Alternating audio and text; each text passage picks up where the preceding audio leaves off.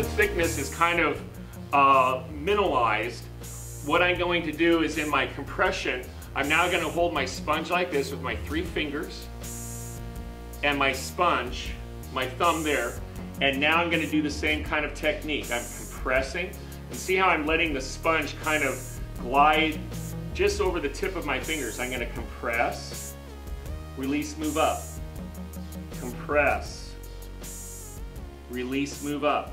Notice my right forearm is supported on the inside of my thigh. Again, I'm always using my body to help support. Compress, release, move up, compress, release, move up, compress, release, move up.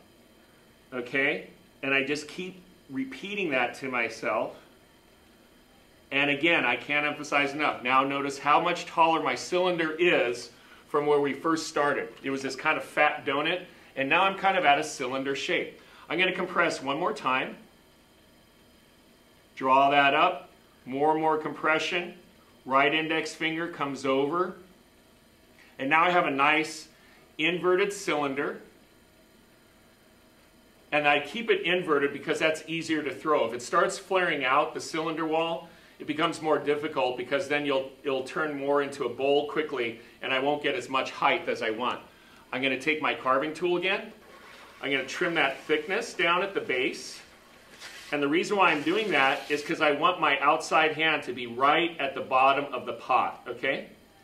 So I'm trimming that down. It's a clean edge. And now I'm going to do my first pull. I get my sponge wet, squeeze water down, so that cascades down on the inside and the outside. Again, I'm using my 2 middle fingers. I'm using my sponge on the outside, and notice how I'm obviously going to have my hand in the full way, so I can't rest my thumb on my outside hand, but as I start drawing up the clay, once I can, I'm going to gently release my thumb, and you'll see how it touches my outside hand, and that again gives me support as I come up to the lip. So again, as my first pull, I compress, leaning into the right, and again, I'm always throwing at a 3 o'clock position, and I compress, and now I'm drawing up that wall, okay? And it's now so much more manageable because I've thinned out the clay wall. And again, just go up slow and steady. And I'm slowly pushing it up. Notice how I dropped my left thumb when I could on my outside hand.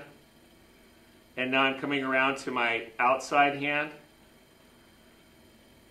When my left hand meets the outside hand, that's my first pull. I center the lip. Okay, and I'm starting to get a shape. Okay, so now again, whatever you want from this. Do I want a bowl? Do I want a vase? Do I want a bottle? A plate would be a different setup, and that'll be in another demo later. But here's now my second pull. Okay, so I get the clay wet. I come down, I compress, and now I'm drawing that clay up. Okay, and I'm moving that up. And I'm really thinning out the wall. Notice that again, I'm going slowly enough that I'm getting nice concentric lines. So I'm really moving that clay about, okay? On the third pull, I'm going to do a little bit more of an advanced technique in pulling, okay? And what that is I'm going to make a groove with my left hand that's going to push out at the base. And as I start drawing up the clay, my outside hand is really slightly below my inside hand, and that's where I'm really going to gain more height, okay? I usually stand on this just so that I keep this arm perpendicular to the pot. If it starts leaning, if my elbow starts leaning like this as I draw up, it's going to pull the pot this way, okay? So it's just a little trick that I do that helps me keep my arm straight coming up. So I get the piece wet, and you'll see that I make my little groove. You can see from the inside hand where I'm pushing there, okay? I'm just making sure the pot's wet. I got that groove, and my inside hand, my outside hand is slightly below, and I use my thumb above the groove, and that helps just kind of support the clay wall. So as I come up, notice how I'm making now more of a groove as I draw that clay up. And see how much more height I'm gaining from that. This is, again, more of an advanced technique of throwing. My outside hand now catches up at the end, and I draw out the lip, okay? So, at this point, it's now just, how do I want to shape the piece? Do I want to just gently now give it a little bit of a bulge? I can now, like the palming technique, do it in increments. So I'll use the flat of my hand, I push out a little bit, release, move up. Push out a little bit, release, move up. Push out a little bit, release, move up. Now, like the bowl, I can add a little bit of a neck to it, start flaring it out.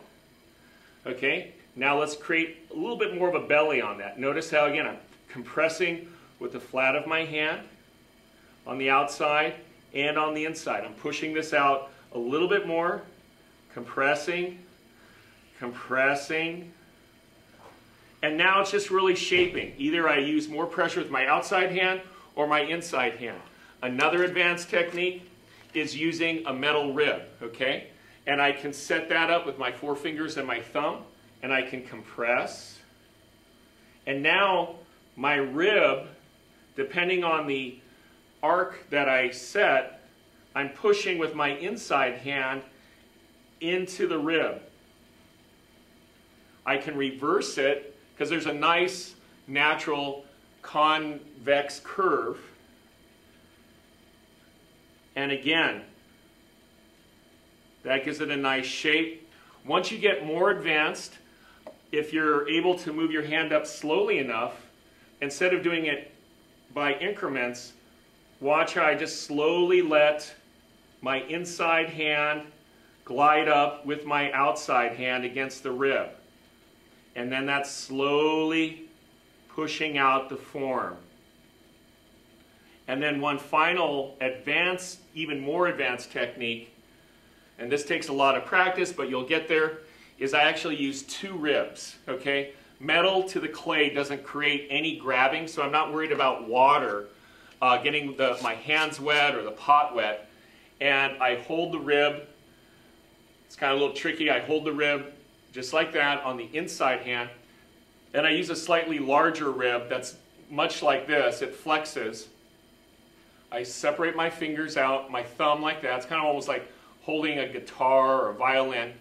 And now, as I start pushing out more, it's now a visual thing because I'm not feeling the clay per se. It's metal on the clay. So I'm having to just visually look at it. How much do I want to push out with my left hand against that rib? But see, I'm not worried about any kind of grab. And I'm not having to get the pot extra wet. I can reverse this, kind of again like a convex shape. And now I'm pushing my inside hand against that rib. And again, these are all just now aesthetic points. You know, where do you want to stop? Where do you want to, you know, keep going with it? To finish out the piece, I would sponge out the water from the inside. I can kind of pre-trim this a little bit because I will always be able to use the Giffen grip, which I've demonstrated, and I can come down with my carving tool, and I can kind of pre-trim this a little bit, get some of that thickness off, just so that the pot starts maintaining a little bit of a memory of what you are trying to achieve, because again, you want the pot to just give a really nice floating quality to it. So see how I'm just slowly angling the carving tool down, and I can further trim this down. I can carve onto this. I could make this wider. I could put handles on it. Again, those are like creative decisions that you need to make. And then that's a large pot. Thanks for watching.